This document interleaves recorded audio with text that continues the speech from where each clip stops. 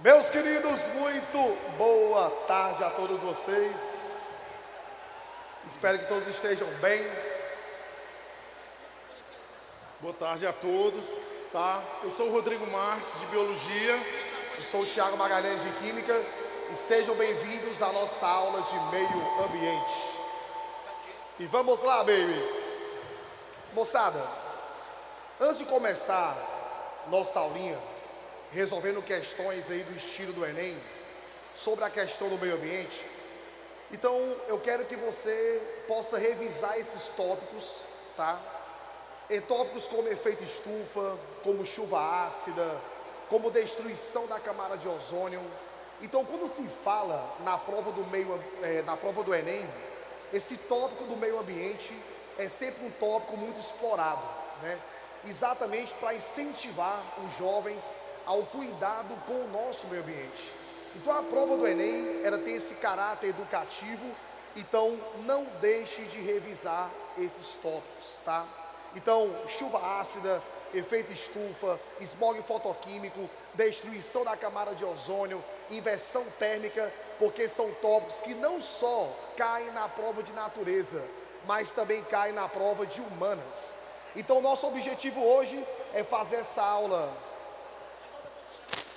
O nosso objetivo hoje é fazer essa aula interdisciplinar, não só com química, mas com biologia, mas com física e também com aspectos da geografia, tá? Então, let's go! Nossa primeira questãozinha fala o seguinte, ó. Questão 1 do nosso material e diz assim, ó. O nevoeiro fotoquímico, também conhecido por smog, consiste em uma mistura de poluentes primários, monóxido de carbono, dióxidos de enxofre e nitrogênio, e poluentes secundários, grife isso aí, ó, como o ozônio. Por favor, grife isso aí, ó. Como o ozônio, grife isso aí de novo, ó. Formado sob a influência da luz solar. Grife isso aí, ó. Ozônio, formado sob a influência da luz solar. A formação do smog depende da incidência do sol. Grife isso aí também, vai, ó. A formação do smog depende da incidência do sol. E este tipo de poluição torna-se mais evidente nos dias de seca e de maior calor, como mostra o gráfico a seguir, que monitora a quantidade de ozônio, óxido nítrico e dióxidos de nitrogênio ao longo do dia em uma determinada cidade. Olhou para mim, babies, ó. Ele fala no texto do ozônio como poluente. Mas, Titi, o ozônio faz bem. O ozônio faz bem lá em cima, filtrando a radiação ultravioleta. Se você lembrar comigo, a radiação UV, ela é uma radiação de alta energia. O que é que a camada de ozônio faz? Ela deixa passar o UVA, que é o ultravioleta de menor energia. O UVB, ele é filtrado em parte. Não sei se você já escutou assim no jornal, ou então na entrevista de um dermatologista. Evite se expor ao sol entre 10 horas da manhã e 4 horas da tarde, porque dentro desse intervalo é onde tu tem a maior incidência do UV tipo B. O UVA, ele é constante o dia todo, só que o UVB, ele é filtrado em parte pelo ozônio. E entre 10 da manhã e 4 horas da tarde é quando esse UVB vem com intensidade maior. Por isso que os dermatologistas, eles recomendam você não se expor ao sol dentro desse intervalo. E só um detalhe, pessoal. Os raios UVA, eles vão ser responsáveis pelas queimaduras na sua pele. Os raios UVB são os grandes responsáveis pela incidência de câncer de pele. Então, quando o dermatologista pede que você não se exponha ao sol entre 10 e 4 da tarde, é porque ele está pedindo que você se previna de um possível câncer de pele, tá? Por quê? Porque o o raio ultravioleta B, ele pode gerar alterações no seu DNA, principalmente de pessoas que têm pouca melanina na pele, tá? Então vem cá comigo. O ozônio, ele é bom lá em cima. Ele deixa passar o VA, o UVB filtra uma parte dele e o UVC, que é o que tem muita energia, é bloqueado. Agora, quando o ozônio está aqui embaixo, aí não faz bem não, filho. Vem cá. O ozônio são 3 átomos de oxigênio. E o átomo de oxigênio, ele é doido por elétrons. Se você tiver ozônio aqui, você começa a sentir uma irritação na pele. Porque o ozônio, ele é muito oxidante. O ozônio, ele oxida, ele irrita a tua pele. Se você inala esse ozônio, ele vai provocar lesões no teu pulmão, nos teus alvéolos. Então entenda uma coisa, não esqueça disso. O ozônio é bom lá em cima, aqui embaixo não é bom. Tiago. Por isso que a questão alerta você com relação ao ozônio ser poluente, tá? Tiago, por que se utiliza o ozônio para purificar a água? Por que dentro dos filtros você tem em alguns filtros a presença do ozônio? Vocês já escutaram alguma propaganda sobre o Superzon? Tenho certeza, né? Vem cá, como é que funciona, por exemplo, o Superzon? Ali você tem a aplicação de ozônio. O ozônio, ele é altamente reativo. Quando ele vê um vírus, uma bactéria, ele sai destruindo bactéria, destruindo o vírus. Por isso que o Superzon, ele utiliza do ozônio e é um excelente antisséptico. Por isso que muitos médicos estão utilizando ozônio para tratamento de infecções de pele. Na diabetes, por exemplo, você tem o tal do pé diabético, né? Onde você tem uma infecção de difícil cicatrização. E aí a medicina está utilizando do ozônio para matar esses micro-organismos e aí acelerar o processo de cicatrização e tratamento daquele paciente. Então, olha para mim, o ozônio, ele pode fazer bem e o ozônio pode fazer mal. Se ele estiver no ar, ele faz mal à sua saúde. Se ele estiver lá em cima, ele faz bem à sua saúde. E eu posso utilizar dele em tratamentos específicos, como de infecção e também na questão do tratamento da água. Aí, vem cá, olhando o gráfico comigo, ó. Titi, a questão foca no ozônio. Eu pedi para você grifar o ozônio.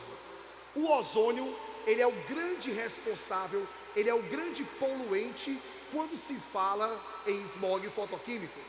Então vem cá, olhando aí no gráfico, perceba o seguinte: esses tracinhos mais espaçados, ó, representam quem?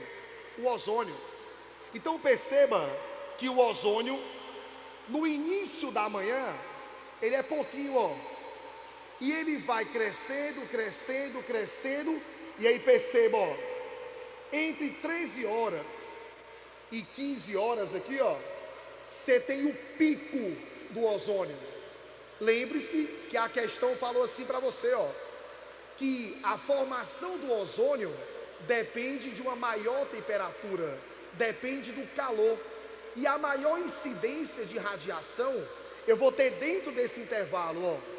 Então se eu pegar aqui, ó, por volta de 14h30, é onde eu tenho o pico do ozônio, que é um cara que faz mal quando se fala em smog.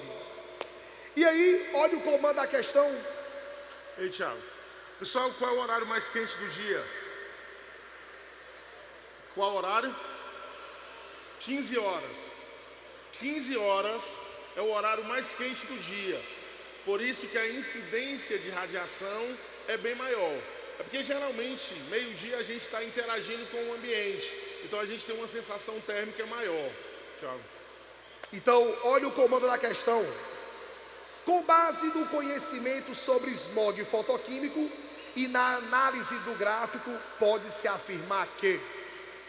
E a letra A fala assim para a gente, ó. Os níveis de smog, olha aqui, ó, os níveis de smog são constantes ao longo do dia. Bebê, a incidência da luz é constante ao longo do dia? Não. A incidência de radiação muda ao longo do dia. Então essa letra A, falso. Olhando para o gráfico, volta aí, Rodrigo. Olhando para o gráfico, perceba que as concentrações mudam. Aí volta para o item A. Os níveis de smog são constantes, falso. A incidência de luz é diferente ao longo do dia. Então a concentração de poluentes também é diferente. Letra A, Chuchu? Não. B. Os níveis de ozônio diminuem ao longo do dia. Bebê, o ozônio começa baixinho e vai crescendo ao longo do dia. E o pico dele se dá aqui, ó, exatamente por volta de 14h30. Então a letra B, baby, não. C. O trânsito mais intenso durante a manhã faz aumentar os níveis dos óxidos de nitrogênio na atmosfera. Vem cá, bebê. Se você analisa comigo, percebe o seguinte, ó. O dióxido de nitrogênio, que são esses pontinhos aqui, ó, eles vão reduzindo ao longo do dia. Então, quando a letra C fala assim, ó, o trânsito mais intenso durante a manhã faz aumentar os níveis de óxido de nitrogênio, falso. Volta para o gráfico. Um desses óxidos, ó, que é esse pontinho aqui, ó, ele vai reduzindo ao longo do dia. Então a letra C, não. Ei, Thiago, mas isso aí não poderia ser uma pegadinha? Porque no início ele tem uma elevação. Agora a questão é a constante, não é isso? Exatamente. Aí cuidado com os distratores. Aí olha a letra D. O smog atinge sua máxima intensidade durante a tarde, ou seja, no horário mais quente do dia. O que foi que o Rodrigo falou? Que o horário mais quente do dia é próximo de 15 horas. E aí quando você olha para o gráfico, às 14h30 é o pico máximo do ozônio, que é o principal responsável pelo smog fotoquímico. Então, babies, nossa primeira questão, gabarito, letra D. Aí olha a letra E. O smog provoca nos habitantes irritação nos olhos. Perfeito. O ozônio irrita, os meus olhos vão ficar irritados. Mas vem cá. E no sistema respiratório. Perfeito. Ei, mas o smog provoca câncer? Ei, Rodrigo, o que é que provoca o câncer de pele? A incidência da radiação ultravioleta B, raios UVB, tá? Quando você pega a embalagem de um protetor solar, ele fala que protege contra UVA e UVB, que é um FPS, um fator de proteção solar. Então, na verdade, isso é uma radiação UVB, Thiago. Então vem comigo. Não é o smog que provoca câncer de pele. O que provoca o câncer de pele é a incidência da radiação UVB. Então essa letra E é um distrator, porque ela começa linda, ó. O smog provoca nos habitantes irritações dos olhos, perfeito. E no sistema respiratório, perfeito. E câncer de pele, não. Sublinha então, câncer de pele, para você observar no item E onde está o erro, tá bom? Então, primeira questão, gabarito, letra D de dado. Olha para mim rapidinho. Só para a gente fechar esse lance da radiação, tá? Titi, quando você pega e vai à praia, e aí você chega da praia, vai tomar um banho, é a água caindo e você se contorcendo todinho, né? Quando isso ocorrer, pode ter certeza que a sua pele recebeu muito UVB. Anote isso aí para mim. O UVA é responsável pelo fotoenvelhecimento da pele. O UVB é quem provoca o ardor e pode provocar futuramente o câncer. Vem cá, se você pega um sertanejo, um cara que trabalha na agricultura, Um cara que tem 50 anos aparenta ter 70. Por que que um cara que trabalha e se expondo ao sol, a pele dele é mais envelhecida? Devido à radiação UVA. A radiação UVA, ela penetra mais na tua pele. E isso vai estimulando a formação de radicais livres. E os radicais livres são espécies muito reativas, que vão oxidando o colágeno, envelhecendo a pele. Então não esqueça disso, tá? UVA, fotoenvelhecimento. O UVB provoca as queimaduras da tua pele e pode gerar um câncer, tá? Não é à toa que nessas clínicas que fazem bronzeamento artificial, né, você recebe uma carga de UVA. Esse UVA estimula a produção de melanina, dando bronzeado. O problema é que esse UVA, com o tempo, vai envelhecendo a tua pele, tá? Então faz o link, ó. O UVA penetra mais na pele, estimula a produção de radicais livres, que oxidam o colágeno e ao fazer isso provocam o teu envelhecimento, tá?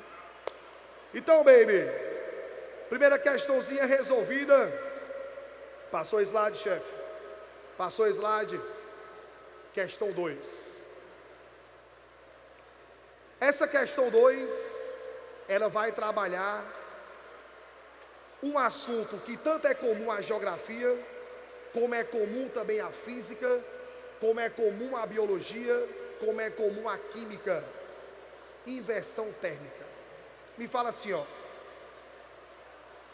Durante os períodos mais frios, os níveis de poluição do ar nos grandes centros urbanos industriais chegam a níveis acima do aceitável pela Organização Mundial de Saúde. A escassez de ventos e a baixa umidade relativa do ar favorecem a ocorrência do fenômeno representado na imagem.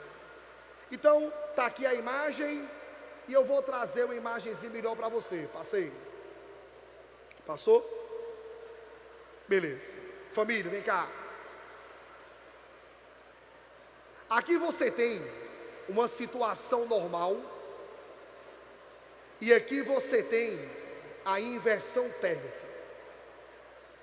Se você perceber, na situação normal, os poluentes vão embora, eles se dispersam, ó.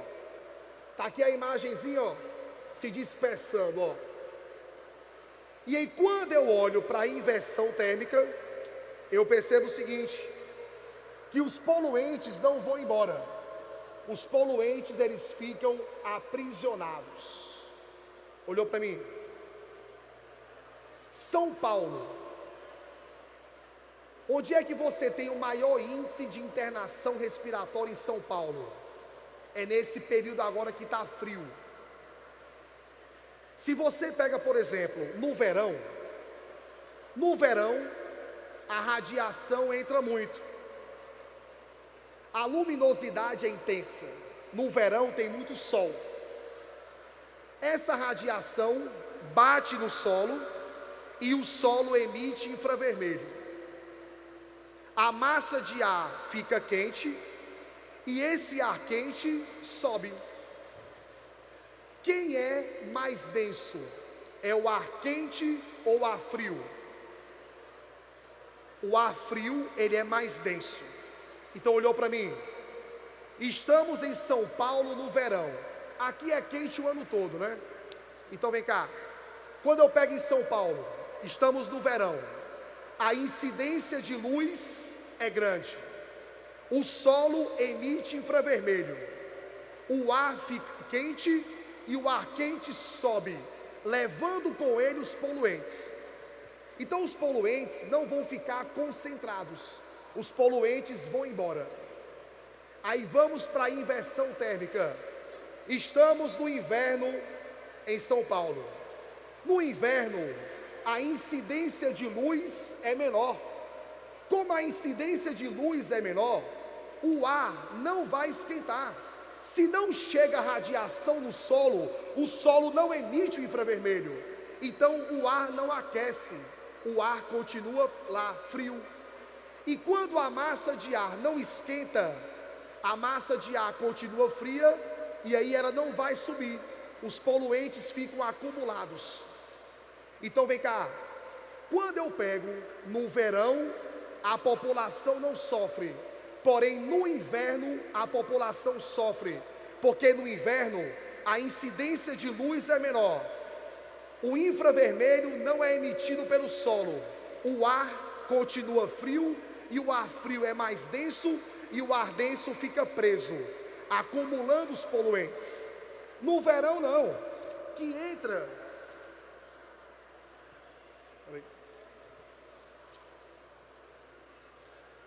Soltou. Soltou. Esse negócio aqui na tua orelha. Pois é, mas deu certo. Porque tua cabeça. Não só. Cearense tem a cabeça grande, o microfone não encaixa direito. Então, para finalizar comigo, no verão, a radiação é intensa. O solo emite muito infravermelho.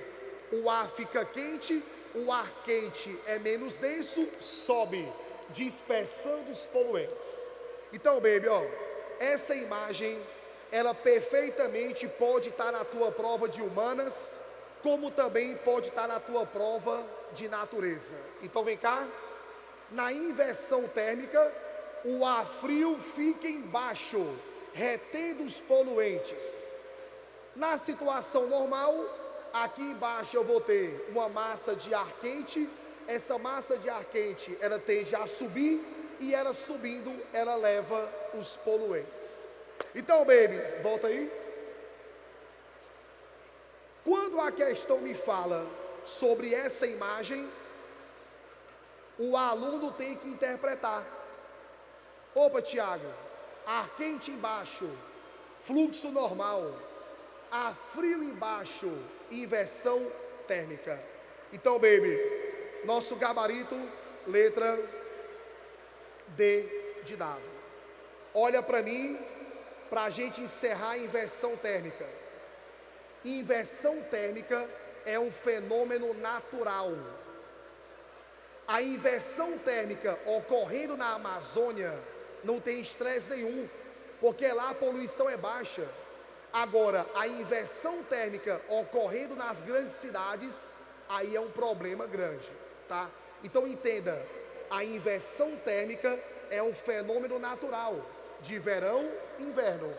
O problema é quando nós emitimos muito poluente.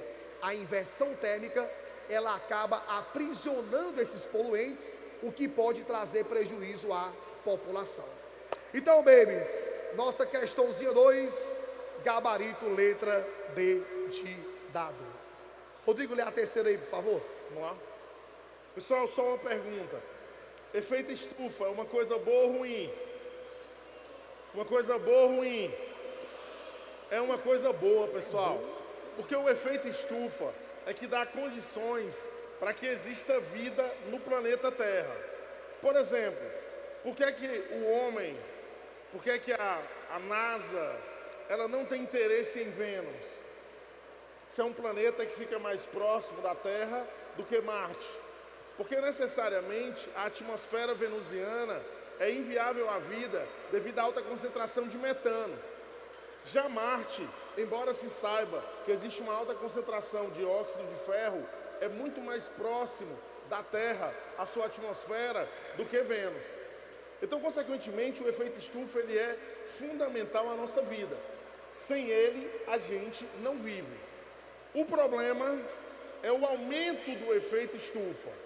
O aumento é prejudicial, porque o aumento do efeito estufa gera o que nós chamamos de aquecimento global. Então, o aquecimento global ele só vai acontecer se você necessariamente tiver um aumento do efeito estufa, tá? Mas o que é o efeito estufa? Pessoal, no espaço, rodeando a Terra, nós temos gases estufa. E esses gases estufa, eles funcionam como uma espécie de proteção. Entretanto, nos últimos 100 anos, a emissão de gases na Terra propiciou o aumento dos gases estufa, o que propiciou um aumento do efeito estufa. Olha a questão. Se observarmos a emissão de gases de efeito estufa de origem antrópica, por gentileza, sublinha antrópico e coloca produzido pelo homem. Tanto é que a ciência que estuda o homem se chama antropologia. Tudo que é antrópico é humano. Então, olha o que é que diz a questão.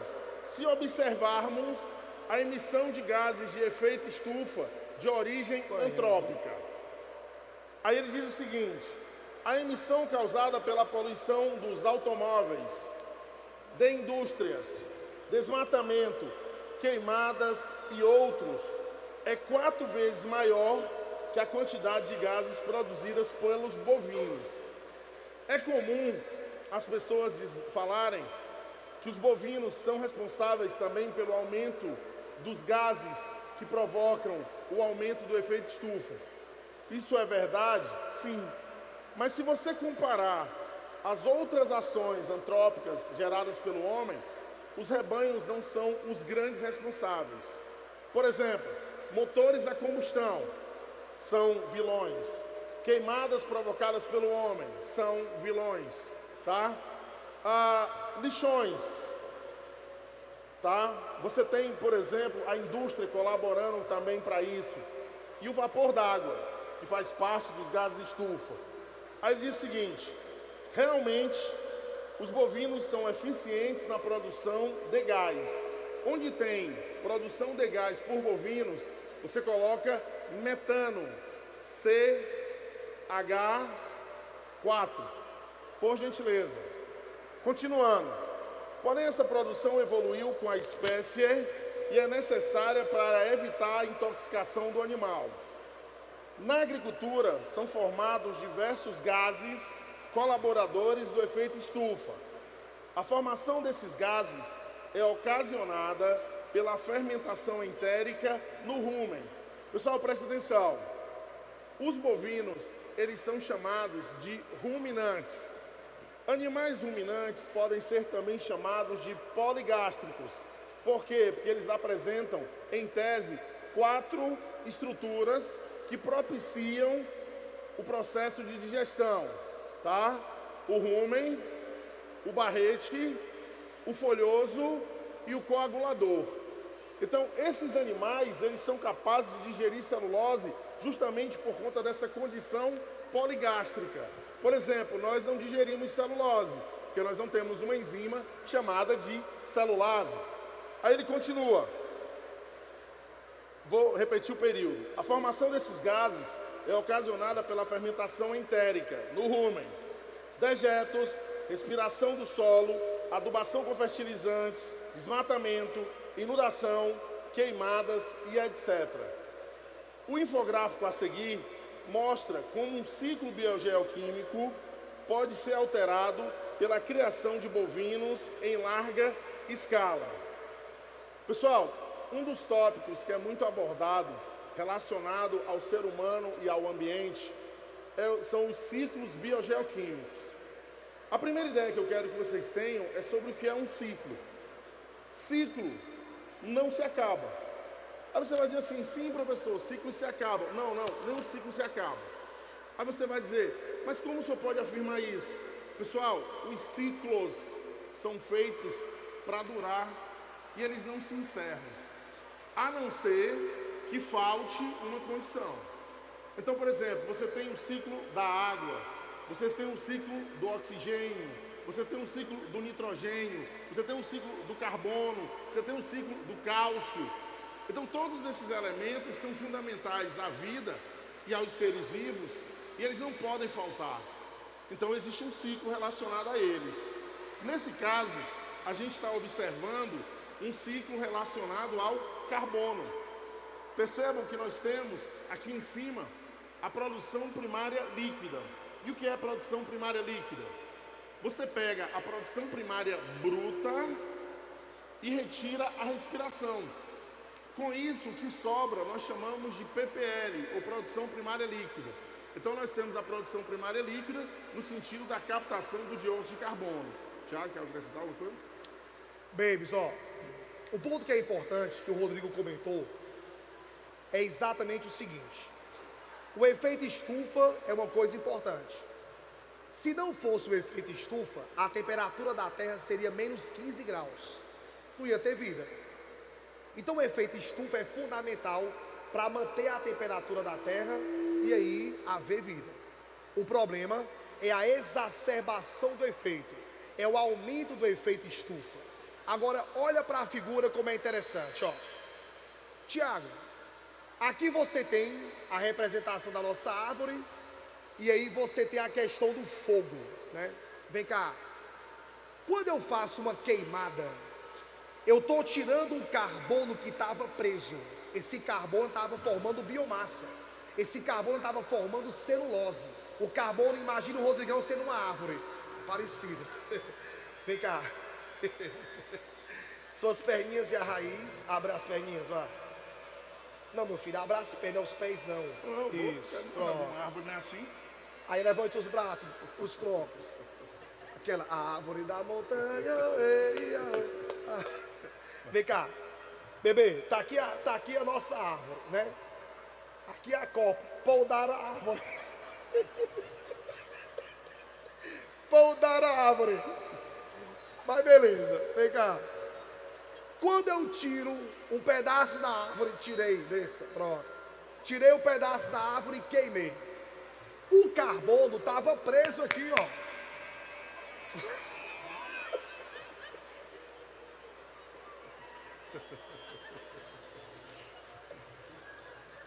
Vou apresentar depois, viu?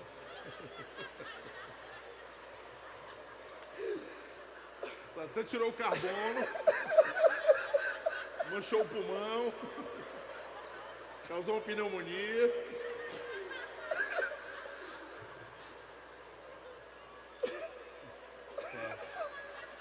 Está sendo gravado. Está sendo gravado. O carbono estava preso, né? Ó. Aí eu tirei o carbono, tirei a biomassa e queimei. Então, Tiago, esse carbono, ele não fazia parte do ciclo, ele estava preso. Quando eu tiro esse carbono e queimo, eu começo a aumentar a concentração de CO2 na atmosfera. Aí um ponto que é importante, ó.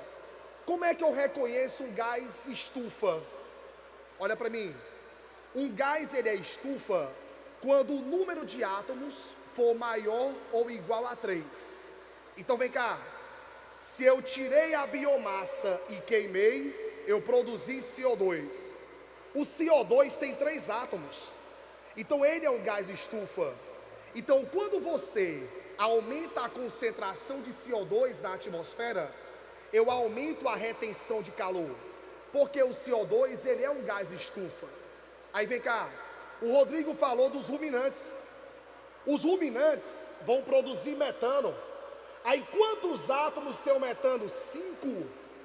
O metano ele é um gás estufa. Então, Tiago, o CO2 é um gás estufa porque tem 3 átomos. O metano tem 5 átomos. Ele é um gás estufa.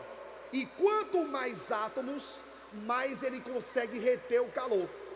Então, Tiago, uma molécula de metano faz o papel de 20 moléculas de CO2 no aquecimento global.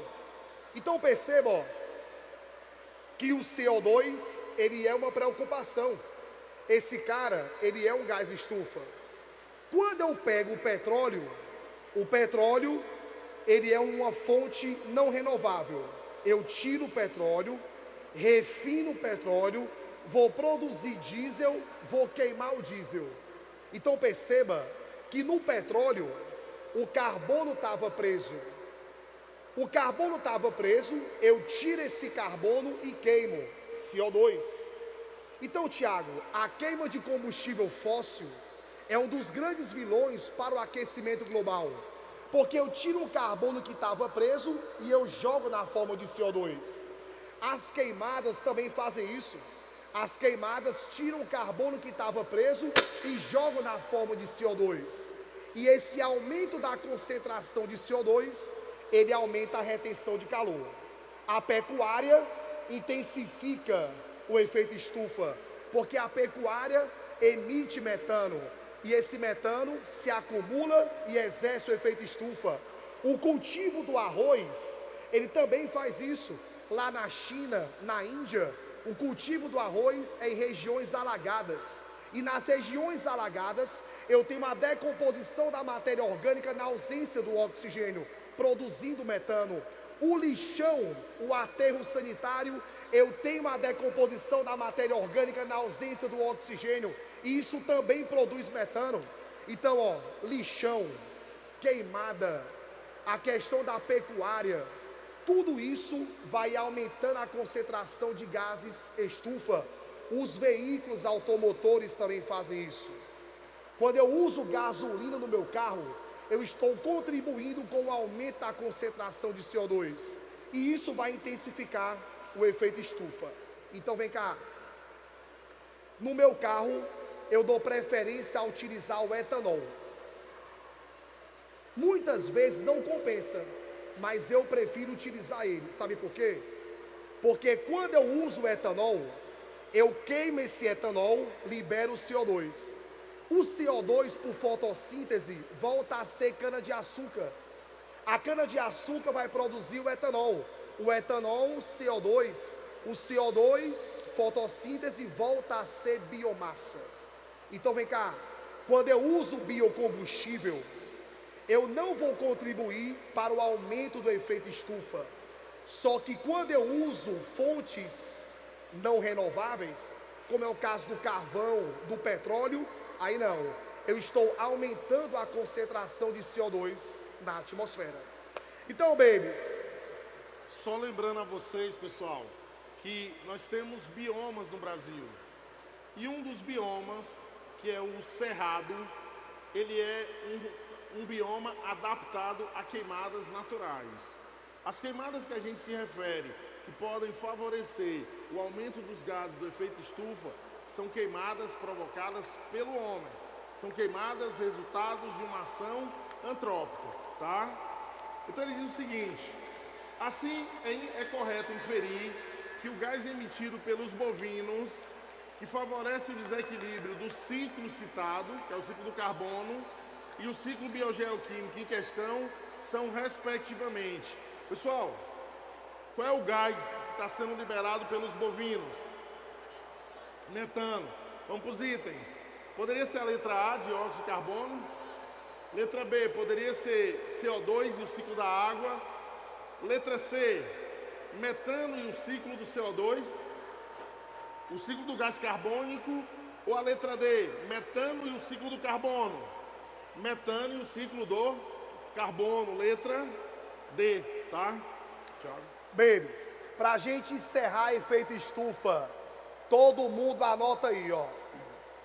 Qual é a principal substância responsável pelo efeito estufa?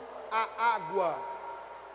A água é a principal substância responsável pelo efeito estufa. Se o Enem perguntar assim, ó, qual é a principal substância responsável pelo aumento do efeito estufa? É o CO2. Anote aí, ó. O efeito estufa é uma coisa boa e a água é saudável, né? Vamos pensar assim, né? Então vem cá, a principal substância responsável pelo efeito estufa é o vapor de água. Agora, o principal responsável pelo aumento do efeito estufa, que é o efeito poluidor, aí no caso é o CO2, tá? Mas Tiago, tu falou que o metano, ele contribui mais do que o CO2, se eu comparar molécula a molécula. No conjunto, eu tenho muito mais CO2 do que metano. Então, o metano, ele contribui com o efeito estufa, com o aumento dele. Só que comparado com o CO2, é menor, tá? Só um detalhe. Se vocês quiserem entender o efeito estufa de uma forma mais prática, eu vou só para ilustrar para vocês. Aqui é o processo no sentido mais amplo. Mas, por exemplo, quando você estaciona um carro no sol, que você depois vai pegar esse carro. Quando você abre a porta do carro, pessoal, Tá frio ou quente? Muito quente. Por quê? Porque a luz entra, no caso, a radiação UV entra, quando ela tenta voltar para o espaço, o teto do carro não deixa. E aí, aquela sensação térmica que você tem, nada mais é do que o aumento do efeito estufa dentro do teu carro, que é a mesma coisa que acontece com o planeta, tá bom? Show. Próxima questão, questão 4, fala assim pra gente, ó. O fogo é um fenômeno natural que sempre existiu na superfície do planeta. Contudo, fora de controle, esse fenômeno causa diversas perdas de ordens econômicas, social e ambiental. Os incêndios em vegetação podem provocar prejuízos importantes ao ambiente, como danos à fauna, grifou isso aí, baby, ó. Como danos à fauna e à flora. Aí a questão do Enem fala assim, né, ó, os incêndios em vegetação podem provocar prejuízos importantes, né? Então, a questão já te dá a diretriz aí, né? Como danos à fauna e à flora. Exposição ao solo, ação inclemente das intempéries, às pessoas, inclusive com perdas de vidas, além de consequências econômicas consideráveis, como a destruição de habitats, a queima de madeira e os custos para seu controle. Quando fora de controle, esse fenômeno pode causar, e aí vem cá comigo, ó. Letra A, erosão do solo e poluição por ozônio. Me matem de orgulho. Quando se fala em ozônio, se fala em quê? Em smog. Ei, bebê, a letra A não tem nada a ver com queimada. A produção de ozônio, ela se dá por meio do smog. Então, quando os automóveis liberam poluentes, esses poluentes vão sofrer a ação da radiação e aí vão produzir o ozônio. Ei, então a letra A, falso. B, aumento do efeito estufa. Família, queimada, aumenta o efeito estufa ou não? Aumenta. Mas eutrofização? Ei, Rodrigão, dá uma palhinha aí sobre o que é essa eutrofização. Pessoal, a eutrofização, ela está diretamente relacionada à poluição da água, em especial lagos, lagoas e açudes. Então, por exemplo, se você tem um lago, uma lagoa ou um açude que recebe um esgoto sem tratamento, ou você tem a chegada de muitos fertilizantes ou adubos químicos a um lago, lagoa ou açude, você vai propiciar o aumento do plâncton, na verdade do fitoplâncton, que são algas microscópicas que flutuam na superfície da água. A partir do momento que essas algas microscópicas elas se multiplicam, elas reduzem a incidência de luz solar. Com isso, as algas que ficam no fundo do açude, do lago ou da lagoa, elas recebem menos luz e daí elas morrem por incapacidade de realizar fotossíntese. Bactérias aeróbicas que vivem no meio consomem o oxigênio que havia sido disponibilizado pelas algas antes delas desaparecerem. A falta de oxigênio vai levar à morte de seres vivos que dependem desse oxigênio para sua sobrevivência, como é o caso dos peixes. Eu acredito que vocês tenham visto no noticiário, no mês de junho desse ano, retiraram quase 1 tonelada de peixes do rio Cocó, aqui em Fortaleza. O processo que aconteceu no Cocó está diretamente relacionado à emissão de poluentes, na verdade de substâncias orgânicas, em especial esgoto doméstico, que propiciou a uma eutrofização. Depois que ocorre a morte dos peixes, bactérias anaeróbicas irão decompor esses peixes e irão liberar gases tóxicos. Então, toda vida que vocês observarem no noticiário, a mortalidade de peixes em ambientes lacustres ou rios, lembrem-se de eutrofização. Eutrofizar significa disponibilizar mais alimento. tá? O eu significa verdadeiro, o trófo significa alimento. Daí vem autótrofo, heterótrofo, nível trófico, tá? Então, consequentemente, a eutrofização está relacionada à poluição das águas. E a questão fala de incêndio. Então a letra B, falso. Letra C, poluição atmosférica. Titi, queimadas provoca isso? Provoca. Ei, mas vem cá, inversão térmica. Chuchu, a inversão térmica é um fenômeno natural. Não tem nada a ver com queimada, tá? É a questão da mudança climática, né? Inverno, verão. Então a letra C, inversão térmica, absurdo. Letra D, extinção das espécies. Opa! Ele falou para você no texto que as queimadas vão provocar danos importantes à fauna e à flora. E isso pode levar sim à extinção de espécies. Top! E a letra... E aí continua, né? Ó. Volta aí. Exposição do sol. E aí, ó, extinção de espécies, correto? E empobrecimento do solo. Porque quando eu faço uma queimada, eu vou tirar aquele adubo do solo. Quando eu submeto o solo a uma queimada, componentes orgânicos que estão ali vão ser oxidados, se transformam em CO2 e vão embora. Então, Tiago, a letra D, correta. E a letra E fala assim, ó, desmatamento, beleza, queimada provoca desmatamento, e contaminação de rios por mercúrio. Grifa isso aí, ó. A contaminação de rios por mercúrio se dá pelo garimpeiro, tá? Então não é pela queimada. O mercúrio, ele é muito utilizado no garimpo, e é importante que vocês entendam que ele pode gerar um fenômeno muito observado nas questões do Enem, chamado de magnificação trófica. Tem uma figurinha, passa aí para te mostrar. Não esqueçam disso. Magnificação trófica. Magnificação trófica, pessoal, acontece mais ou menos assim, ó. Você tem a presença do mercúrio, tá?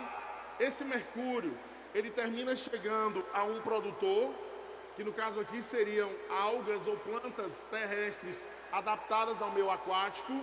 Aí percebam, tá dando para ver essa bolinha, pessoal, no peixe? Tá dando para ver? Essa bolinha no peixe é o mercúrio. Quando necessariamente esse peixe acumula mercúrio, um outro peixe carnívoro vai consumi-lo. E aí você percebe que o outro peixe tem mais bolinhas, dá para ver?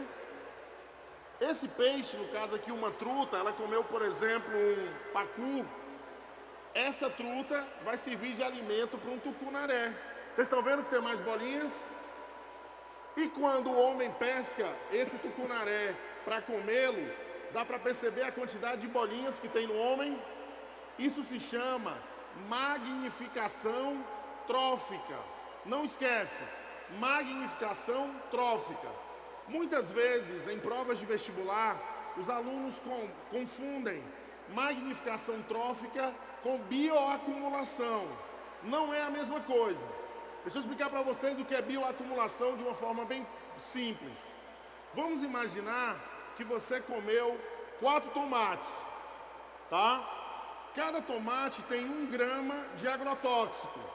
Cada tomate tem 1 grama de agrotóxico. O seu corpo, o meu corpo, consegue metabolizar 1 grama.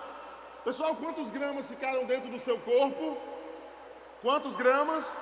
Isso se chama bioacumulação. É a incapacidade que você tem de metabolizar uma substância tóxica. Deu para entender a diferença? Na magnificação trófica, vai havendo um acúmulo de uma substância ao longo de uma cadeia ou teia alimentar.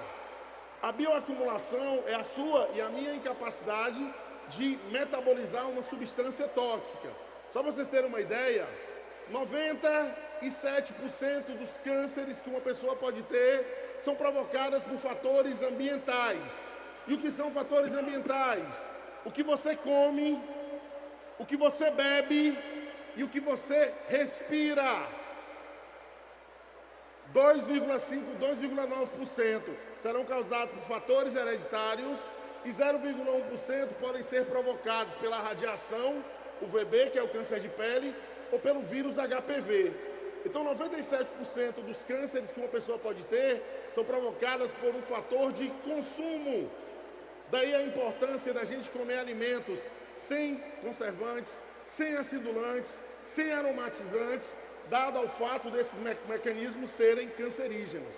Só para vocês terem uma ideia, quando saiu o refrigerante zero, em 2006, um aluno meu chegou para mim e falou assim: professor, eu agora vou poder beber refrigerante.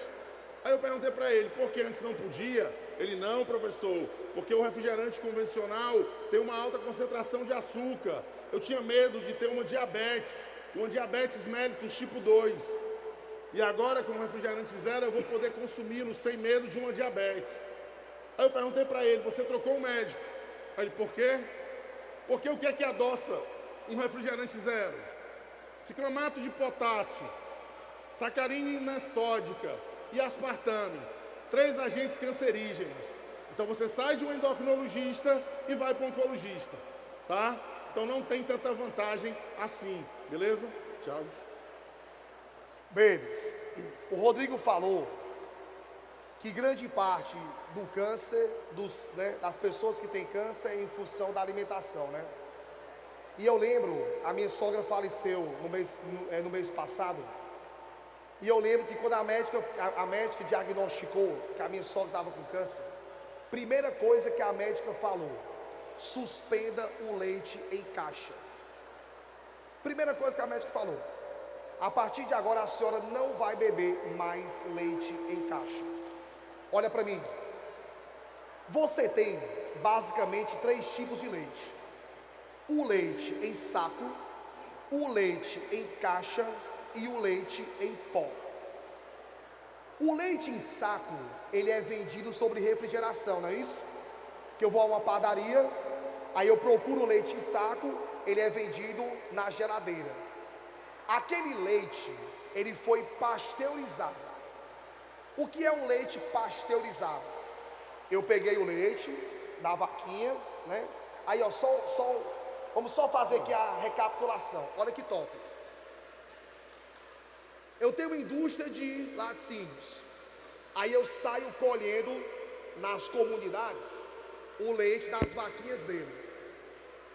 O cara coleta o leite da vaca, deixa armazenado para que a minha empresa possa pegar aquele leite.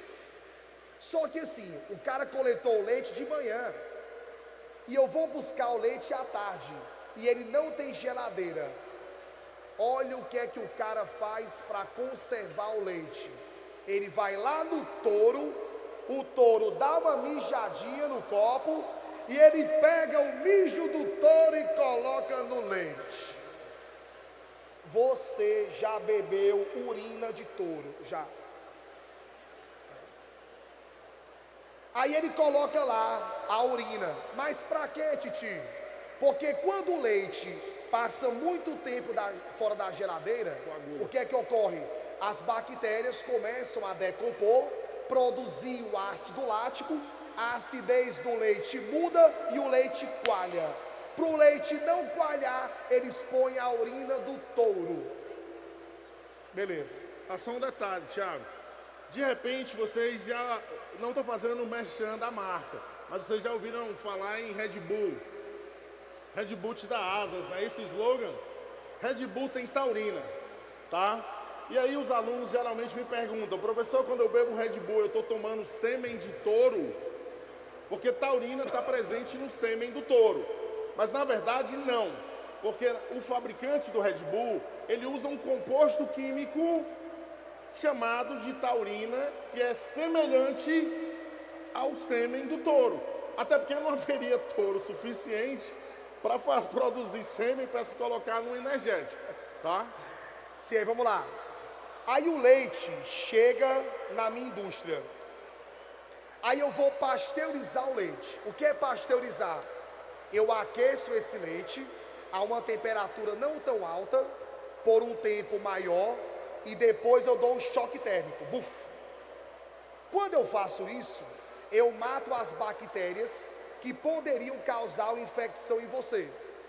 Então, o leite pasteurizado que é o leite em saco, ele tem bactérias que são saudáveis. As bactérias ruins foram mortas. Aí a pessoa compra o leite em saco e vai ferver o leite. Não se ferve leite em saco. Titi, o leite em saco ele é saudável. Ele tem uma concentração de conservante baixa. Ele tem lactobacilos que fazem bem à tua saúde. Não se ferve leite em saco, a não ser que você não consuma esse leite no dia que você comprou. Ah, Titi, sobrou leite, eu vou consumir amanhã. Aí tu ferve ele. Então acabe com essa cultura de você ferver leite em saco. Não se ferve. Agora Aí só um vem cá. detalhe. Levanta a mão aqui, por gentileza. Quem de vocês é intolerante à lactose? Bacana, não ser intolerante, longe disso, ter levantado a mão. As pessoas que levantaram a mão agora e que são intolerantes à lactose são as únicas pessoas nesse ginásio que são normais. Aí você vai dizer, não, professor, eu tenho lactase, essa pessoa não tem, ela que é anormal. Não, normal é ela. Se você ainda tem lactase funcionando no seu corpo, foi devido a uma mutação. Nem toda mutação ela é maléfica. E essa mutação benéfica permitiu que você consumisse leite após os 3 anos de idade. Detalhe, nós fomos além do que deveria, porque nós consumimos leite de outras espécies. O Tiago está falando de leite de vaca. Aí eu sou veterinário. Aí tenta imaginar que tem um monte de paciente meu, gato, que morre de infecção urinária, porque as pessoas dão leite para o gato. Porque acreditam que se eu tomo leite, ele também toma. Não, ele não toma. O leite que o gato tem que tomar é da gata, e quando ele é filhote. Ele não é bezerro para estar tomando leite de vaca. Aí ele tem infecção urinária, morre, e você não se sente culpado. A culpa é sua, tá bom? Ei, estamos quebrando os paradigmas aqui, viu? Aí vem cá, segundo tópico. Aí o leite em caixa. Bebê. Então vamos lá, o leite em saco, ele tem uma concentração baixíssima de conservante.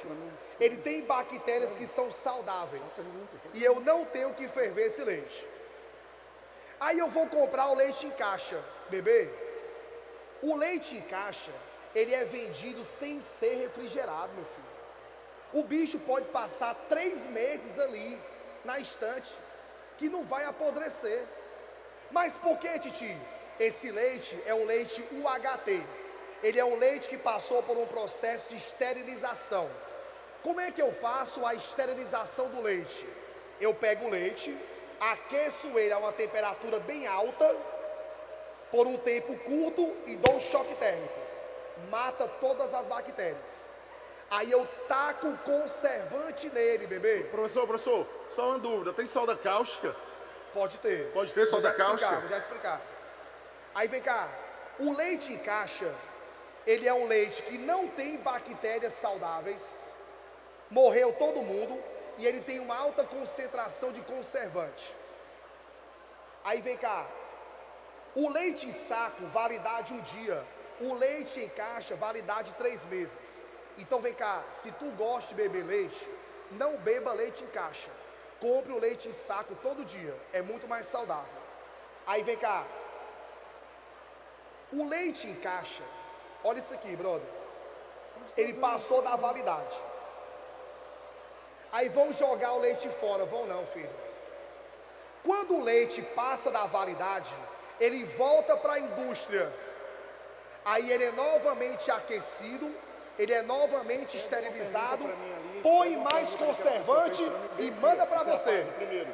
Ah, venceu de novo, volta. Ei, bebê, um leite pode vencer até 4 vezes. Aí o brasileiro vê promoção de leite. Meu irmão, aí o cara vê ali, leite fulano, né? R$4. Aí todo mundo metendo pau a comprar o leite, bebê. O leite, quando está na promoção, filho, é porque ele já passou da validade 4 vezes. A vaca deu esse leite aí há mais de 1 ano atrás. Às vezes a vaca já morreu. E você é o próximo, né? E aí, filho, meu irmão, cuidado com isso. Aí vem cá, você tem o leite em pó. O leite em pó, ele é um leite que foi desidratado. Quando o leite é desidratado, não tem como ter proliferação de bactérias. As bactérias, para que elas possam se proliferar, elas precisam ter água. E o leite foi desidratado. Então, Tiago, ali o prazo de validade é muito maior. Vem cá comigo. O leite em saco, 1 dia. O leite em caixa, 3 meses. O leite em pó, 1 ano. Porque ele foi desidratado. E a desidratação do leite evita que você coloque muito conservante. Por isso que você utiliza leite em pó em crianças, em idosos. Exatamente porque a concentração de conservante, ela é baixa, tá? Então, bebê, leve essa informação para você. Conhecimento a gente tem que ter e utilizar em nosso cotidiano, tá? Sim, só um detalhe. Os lactobacilos, eles são fundamentais para a nossa vida. Primeiro, porque eles nutrem as bactérias que vivem no nosso intestino grosso, favorecendo o bom funcionamento do nosso intestino grosso. E um outro detalhe. Vocês, mulheres, na verdade, na flora vaginal, tem lactobacilos que produzem ácido lático, que funcionam como uma proteção contra infecções. Então, entendam, como o órgão reprodutor feminino ele é interno, a presença de ácido lático dentro do duto vaginal, através de lactobacilos vivos, impede que vocês tenham infecções vaginais frequentes, tá? Responde. Beleza. Responde a A pergunta. perguntinha era o seguinte, ó. Me perguntaram a questão da fervura do leite, né?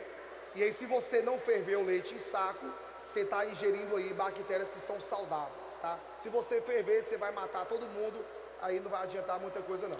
Show? Escuta lá. Fala alguma coisa, mas vai lá escutar. Bicho tá cabeçona.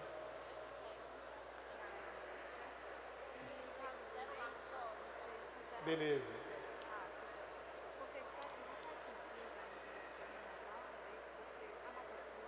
Ó, me perguntaram assim, ó. As pessoas com intolerância à lactose devem fazer uso de leite zero lactose? Um ponto que é interessante, né? Como é que se fabrica o leite zero lactose? Eles pegam o leite normal e colocam dentro a enzima lactase. Mas até Então a enzima lactase, a o bicho da cabeçona, de uma conservação. o animal, Então, quando você passa... toda interferência, rapaz. Eu não estou falando isso não, pô. Desligou. Então o leite zero lactose, ele é um leite onde você utiliza enzimas para degradar essa lactose e aí a pessoa poder ingerir com segurança, né? Então é como o Rodrigo falou, de preferência não se usa leite, né? O leite é feito para vaca, né? Hoje o que você tem são compostos lácteos, né? Que são leites que são alterados quimicamente para que ele possa ser uma fonte de fibra, ser uma fonte de vitamina, de minerais. Então isso é o chamado composto lácteo. A isso, em algumas situações, é saudável, tá? O leite de soja, aí no caso, ele é rico em proteína vegetal, né? Que é uma proteína que é mais saudável, né? Que você consegue metabolizar de forma melhor, tá?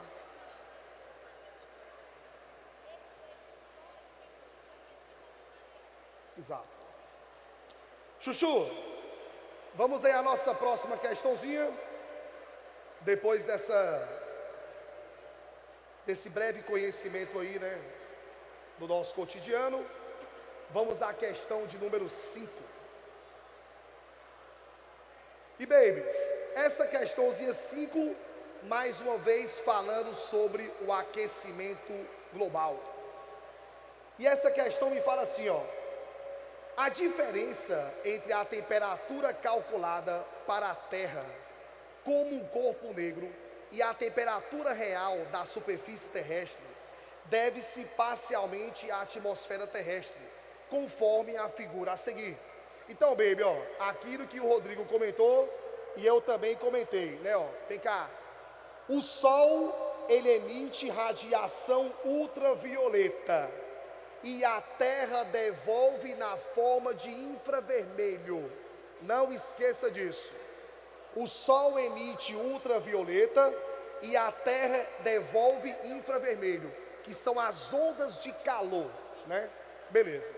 Aí você viu com o Rodrigo que no caso dos gases de estufa, eles vão reter esse infravermelho, gerando um acúmulo de calor aqui na Terra.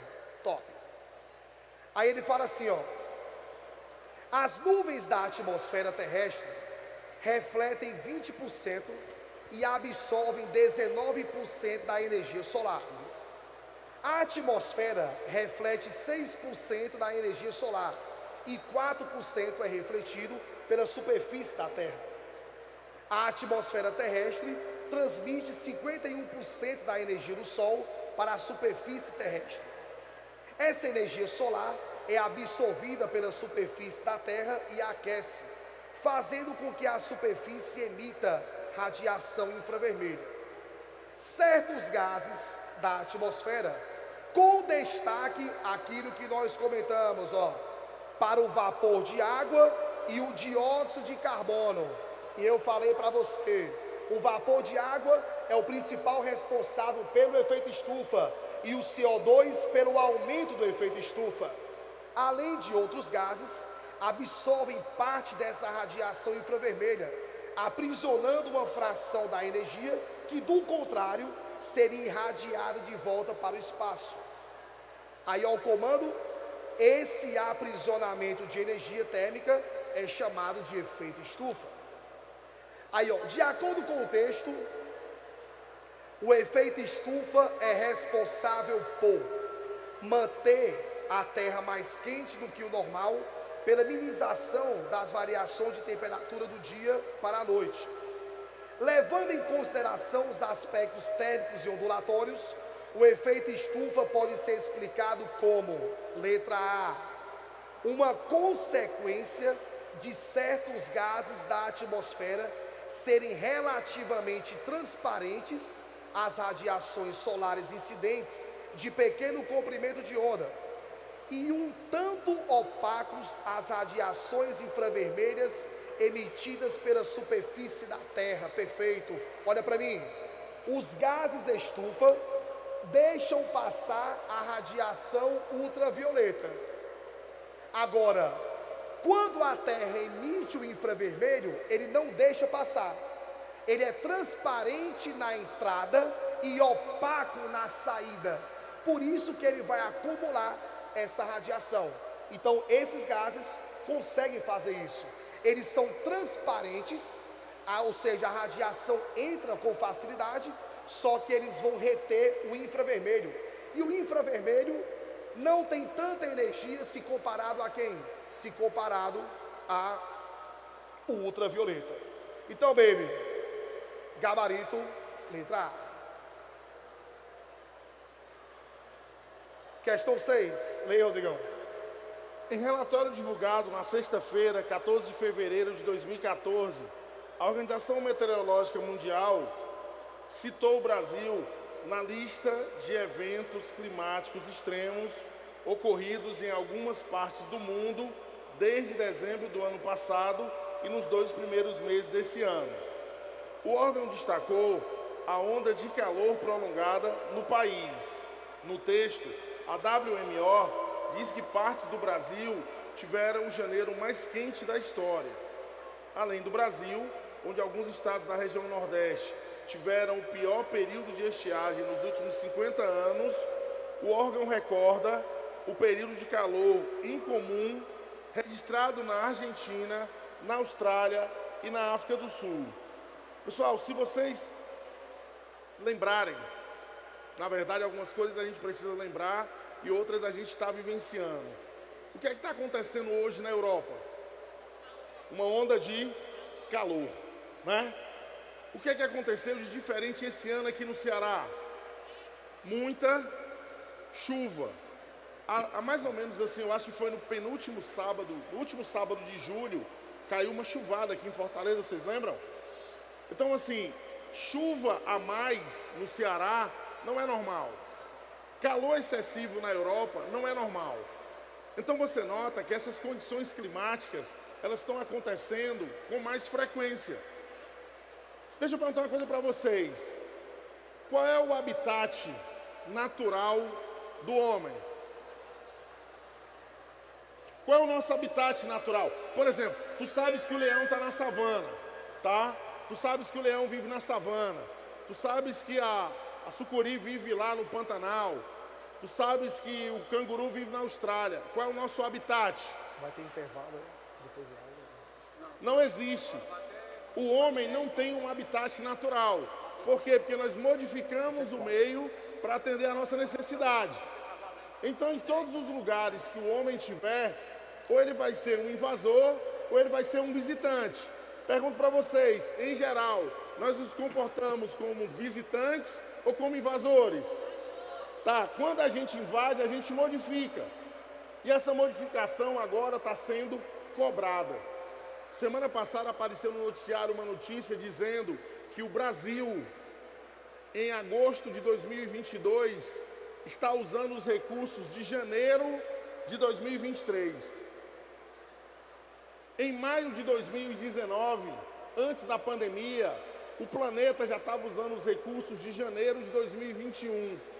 Então a gente está adiantando o processo de consumo e isso está sendo danoso para o planeta. Então esse relatório que saiu em 2014, ele alertava para um fenômeno. Naquele momento a gente estava vivendo El Niño. Agora a gente está vivendo um outro fenômeno, Laninha. Então você nota que em 2014 a gente tinha muito mais estiagem no Ceará. Em 2022 a gente tem mais chuva. Isso é bom? Talvez. Para vocês terem uma ideia, eu sempre falo isso em sala de aula, no sul e sudeste do Brasil, as pessoas acreditavam que no nordeste brasileiro, as pessoas comiam calango e tomavam água de mandacaru. Esse ano, o Rio Grande do Sul passou 97 dias sem ter uma gota de chuva. E para má sorte deles, não há calangos nem mandacaru no Rio Grande do Sul. Então isso mostra que as coisas estão mudando. E tudo isso é fruto de ações humanas, tá? Então, continuando a questão. A WMO ressalta ainda que grande parte dos Estados Unidos sofre com ondas de frio e nevascas durante o inverno, enquanto que o estado da Califórnia enfrenta seca. Além disso, cita as fortes chuvas que provocaram inundações no Reino Unido. Nos últimos anos, um dos temas ambientais de maior destaque refere-se ao aquecimento e às mudanças climáticas globais, que ocasionam desastres naturais. Sobre as discussões que permeiam esse assunto, pode-se inferir que, Tiago, a letra A fala assim, ó, os relatórios do IPCC, que é o que fala do controle ambiental, composto por um grupo de pesquisadores que vem analisando o impacto das ações antrópicas sobre o clima, são considerados precisos, sendo respeitados de forma unânime. Bebê, esse lance do aquecimento, ele é unânime? Não é, filho. Então a letra A, tira aí, ó. B, o aumento da temperatura média do planeta está intimamente ligado às atividades exclusivamente humanas. Só um minuto. Pessoal, o que é uma atividade humana? É uma atividade antrópica, que desde a Revolução Industrial vem ocasionando a emissão de gases de efeito estufa em uma escala reduzida. Não, está aumentando essa escala. Então a letra B, falso. C, o aquecimento global tem como principal causa a poluição atmosférica, pois esta camada de poluentes facilita a dispersão do calor. Não, ela retém o calor. Então a letra C, falso. Letra D, o aumento da temperatura no mundo está provocando o derretimento das calotas polares. Perfeito. Logo, há um aumento do nível das águas dos oceanos. Bebê, se você tem um derretimento, se aumenta o volume de água líquida, podendo ocorrer futuramente a submersão de muitas cidades litorâneas. Então, nosso gabarito, letra D. Aí a letra E, o cara vai relacionar o seguinte, ó. O buraco na camada de ozônio provocado pela poluição de metais pesados, bebê. Metais pesados tem a ver com bioacumulação com acumulação trófica, né? Magnificação. Não tem relação com destruição da camada de ozônio. Então, gabarito, letra D de dado. Só um detalhe, pessoal.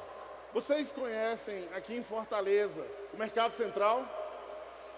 Em frente ao Mercado Central tem um quartel do Exército. O quartel do Exército tem canhões apontados para o oceano. Sabe por quê, pessoal? Porque quando os portugueses aqui chegaram, o oceano quebrava na Avenida Santos Dumont. Isso aqui era praia. Onde é que está o oceano agora? Lá embaixo. Se começa a derreter gelo lá na Antártida, o oceano vai querer de volta o que a gente tomou dele. Isso quer dizer que essa região da Santos Dumont para baixo, ela corre o risco de ser submersa com o derretimento das calotas polares. Isso é muito sério. Para vocês terem uma ideia, 3 cidades no mundo estão muito abaixo do nível do mar. Amsterdã, capital holandesa, que já está construindo meios de suportar o aumento das águas.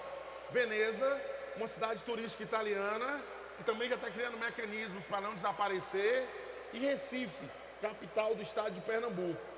Todas as cidades nordestinas, elas estão abaixo do nível do mar. Então corre-se o risco de desaparecer essas cidades com o derretimento das calotas polares. Tá, Thiago? Babies, vamos dar um pulinho aí, ó, para a questão 9. Nosso tempo está acabando. E eu queria aproveitar para resolver mais 2 questões com vocês, tá? Então, olha aí a nossa questãozinha de número 9. E essa 9 fala assim, ó. O processo de industrialização tem gerado sérios problemas de ordem ambiental, econômica e social, entre os quais pode-se citar a chuva ácida. Olhou para mim? Toda chuva, naturalmente, ela tem um caráter ácido, tá? Lembrou comigo, ó? O pH é o índice de acidez. Quando o pH é menor do que 7, tu tem um meio ácido. E toda chuva, naturalmente, ela é ácida. Agora, quando é que eu tenho uma chuva ácida? A chuva é chamada de chuva ácida quando o pH é menor do que 5,5. Cuidado. Um pH de 6,5 é ácido, só que não é chuva ácida. Um pH, por exemplo, de 6,8 é um meio ácido, só que não é chuva ácida. Para ser chuva ácida, o pH tem que ser menor do que 5,5, tá? Aí ele continua aí, ó. E lembrar que quanto menor o pH, maior é a acidez, tá? Os ácidos usualmente presentes em maiores proporções na água da chuva são o ácido carbônico, formado pela reação do CO2 atmosférico com a água, o ácido nítrico, o nitroso, o sulfúrico e o sulfuroso. Esses 4 últimos são formados principalmente a partir da reação da água com os óxidos de nitrogênio e de enxofre gerados pela queima de combustíveis fósseis. A formação de chuva mais ou menos ácida depende não só da concentração do ácido formado, como também do tipo de ácido.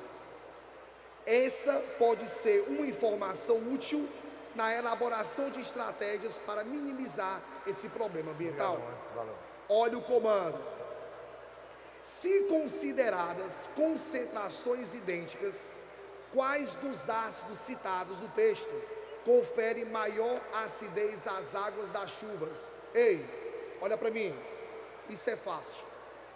Como é que eu sei se um ácido é mais potente do que o outro? Eu vou subtrair o número de oxigênios pelo número de hidrogênios. Então vem cá, eu vou fazer uma subtração. Eu vou subtrair o número de oxigênios do número de hidrogênios. Quem tiver essa maior diferença é o mais potente. Então vem cá, na letra A, 3 menos 1, 2. 2 menos 1, 1. Na letra A, eu tenho 2 e 1. Letra B, 4 menos 2, 2. 3 menos 2, 1. eu também tenho 2 e 1. Na letra C, 3 menos 2, 1. 2 menos 1, 1. Então percebam, ó, letra A, 2 e 1. Letra B, 2 e 1. Letra C, 1 e 1. A letra D, 4 menos 2, 2. 3 menos 1, 2. Opa! Na letra D, eu tenho 2 e 2. E aqui eu vou ter, ó, 3 menos 2, 1. 3 menos 2, 1. Onde é que eu tenho os maiores números? Na letra D. Morreu. Então não esqueça disso. Para saber se um ácido ele é mais potente do que o outro, é só você subtrair o número de oxigênios pelo número de hidrogênios. Quem tiver a maior diferença é o mais forte. Então leve essa dica para você, que faz tempo que isso não cai no Enem. E aí, meu irmão, o Enem tá doido para cobrar isso de novo, tá? Então, questãozinha 9, letra D. O que vocês pediram? Falta de pedir para mais um pouquinho. Então, mais um. Bora fazer aqui nossa última de lixo.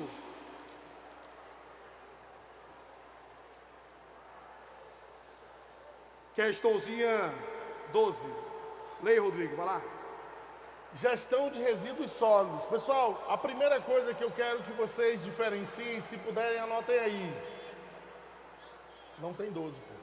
Não tem? Não tem 12. Vixe, pro lado. Botou até qual? Eu mandei. Tem até a...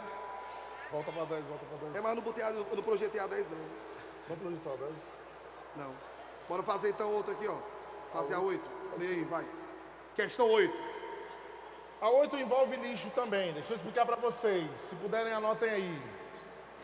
Resíduos sólidos é diferente de lixo. Resíduos sólidos é diferente de lixo. Onde você escreveu resíduos sólidos, você coloca 2 setas, tá bom? Na seta de cima, você coloca a palavra, o verbo tratar. Na seta de baixo, você coloca reaproveitar. Botaram 2 setas, coloca uma seta no meio, coloca uma setinha no meio e coloca rejeito.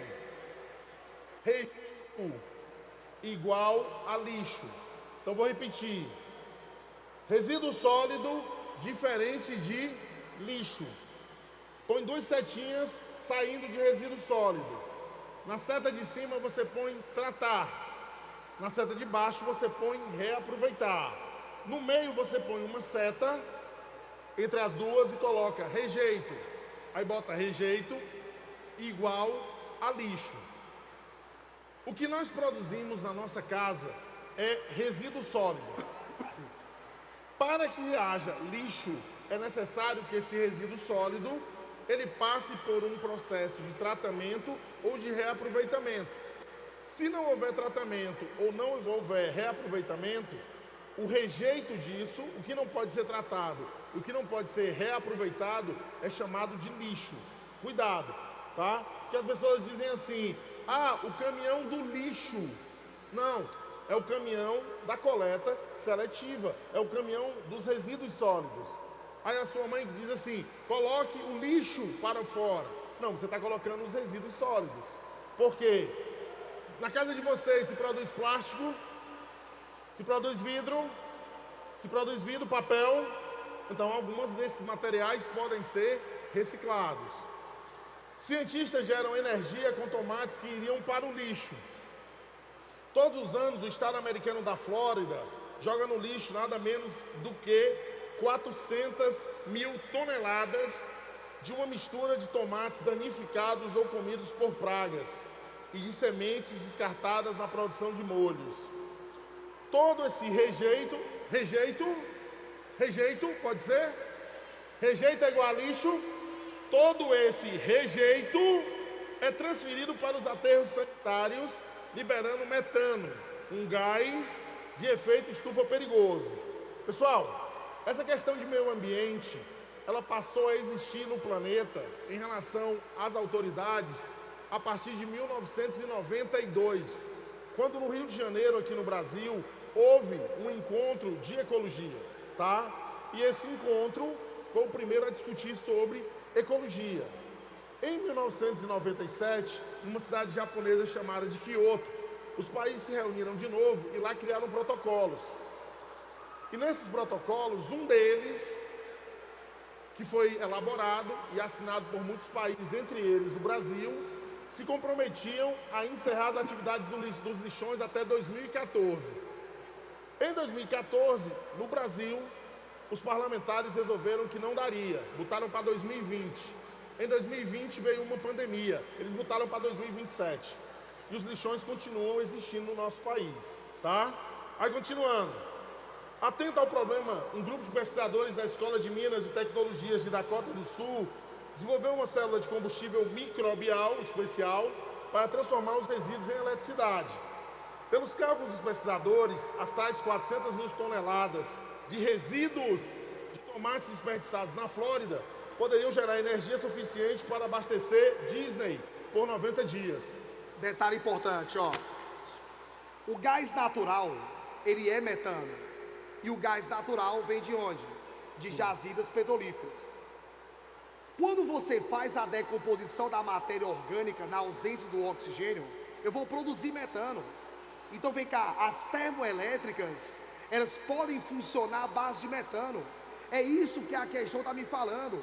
Meu irmão, eu vou pegar uma matéria orgânica, ela vai sofrer uma decomposição, eu vou utilizar esse metano para utilizar como combustível. Daí ele fala em célula combustível. Então, no lugar de eu estar explorando carvão, explorando petróleo, eu vou estar fazendo o quê? Produzindo biogás. Ou seja, eu vou utilizar de um resíduo que ia sofrer decomposição, só que eu vou direcionar essa decomposição na produção de quem? De metano. Então é isso que a questão me fala. Aí rapidinho, diferenciando lixão de aterro. No lixão eu tenho o lixo a céu aberto. No aterro eu vou jogar uma camada de areia para evitar o contato dos animais com o lixo. Quando eu pego o lixão, esse lixo tem contato direto com o solo. No aterro sanitário eu vou isolar, eu vou impermeabilizar o solo, evitando o contato desse lixo com o solo. E isso evita a contaminação dos mananciais e do solo.